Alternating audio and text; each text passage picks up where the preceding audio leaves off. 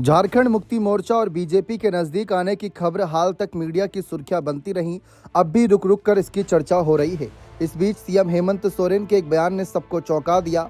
उन्होंने विधानसभा के शीतकालीन सत्र के आखिरी दिन कहा कि उन्हें ना कोई डरा सकता है और डिगा सकता है। उन्होंने डराने और डिगाने वाले का नाम नहीं लिया, लेकिन इतना तो स्पष्ट है कि उनका इशारा बीजेपी की ओर था। भाजपा में भी प्रदेश नेताओं की ओर नहीं बल्कि शीर्ष केंद्रीय नेतृत्व की ओर था। जिस वक्त उन्होंने ये बात कही उस समय बीजेपी का कोई विधायक विधानसभा में मौजूद नहीं था।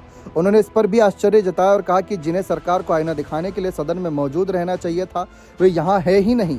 झारखंड स्थापना दिवस की रजत जयंती के अवसर पर आयोजित समारोह में भाग लेने के बाद हेमंत पिछले दिनों दिल्ली गए थे। वहां वे 3-4 दिन तक रहे। किसी काम से गए थे, इस बारे में कोई आधिकारिक जानकारी किसी को नहीं थी। इसीलिए अनुमान के आधार पर खबरें मीडिया में तैरने लगीं।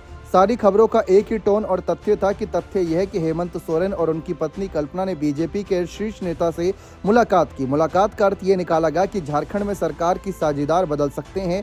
मसलन जेएमएम अब कांग्रेस और आरजेडी को गठबंधन से बाहर करेगा और बीजेपी के साथ हेमंत सरकार बनाएंगे। आमतौर पर हेमंत कहीं जाते हैं या किसी और से मिलते हैं तो उनकी ओर से सरकार या पार्टी की ओर से सोशल मीडिया पर तस्वीरें शेयर की जाती हैं।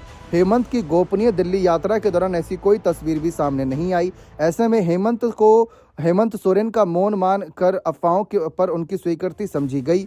हेमंत की ओर से भी कई संकेत नहीं मिलने पर लोगों ने इसे सच मान लिया। हद तो तब हो गई जब सरकार के स्वरूप का भी लोग अनुमान लगाने लगे। मसलन भाजपा के साथ सरकार बनेगी तो सीएम और डिप्टी सीएम कौन बनेगा? बीजेपी नेता और विधानसभा में नेता प्रतिपक्ष बाबूलाल मरांडी को लोग हेमंत सरकार की डिप्टी सीएम तक बताने लगे। बात यहां तक निकली कि इसके स्रोत तक जाने के बजाय झारखंड में मीडिया ने भी अफवाहों के आधार पर इसे हवा दी। हेमंत दिल्ली से लौटे तो इसकी हवा निकल गई। कहीं से कोई और संकेत उन्हें नहीं दिया गया। उन्होंने जिसे इस अफवाह पर भरोसा किया जा सके। गुरुवार को असेंबली में जब हेमंत ने केंद्र सरकार पर झारखंड की उपेक्षा का आरोप लगाया और डराने डिगाने वाली बात कही, तब लोगों को अंदाजा हुआ कि अब तक की अफवाहों में कोई दम नहीं है। इस बीच दरअसल झारखंड की माली हालत इतनी खराब हो गई है कि हेमंत सोरेन को केंद्र के रहमो करम पर रहना मजबूरी है। चुनाव जिताने वाली हेमंत की कुछ योजनाएं घोषणाएं जमीन पर तो उतर गई, लेकिन उसे जारी रखने में घोर आर्थिक तंगी का सामना करना पड़ रहा है। वित्त मंत्री राधाकृष्ण किशोर ने विधानसभा में जरूरी खर्चों के लिए 16,000 करोड़ रुपए कर्ज लेने की जानकारी दी। उन्होंने यह भी आरोप लगाया कि झारखंड सरकार का बकाया केंद्र सरकार नहीं दे रही। इससे स्पष्ट है कि झारखंड सरकार भारी आर्थिक दबाव में है। हालत तो यह हो गई है कि ठेकेदारों ने विकास के सरकारी काम बंद कर दिए। वे अपने बकाये की मांग कर रहे हैं।